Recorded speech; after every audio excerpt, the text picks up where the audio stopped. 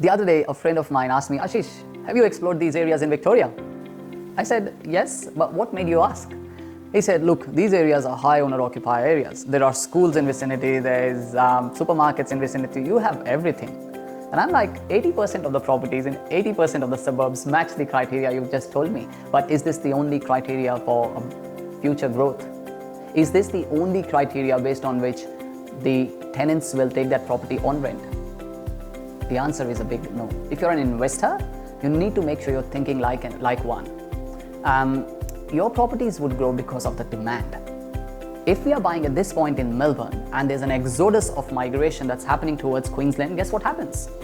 Above all, if the area has grown already for last 10 years, does it still continues to grow? Maybe, maybe not.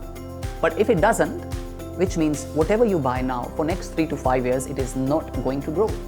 Which brings me to my point. You look at infrastructure, you look at supply, you look at what's hitting the market, you look at the yields, you look at the state in its cycle as to whether it would grow or not, and finally, you would look at the councils. So it's a tear-down approach.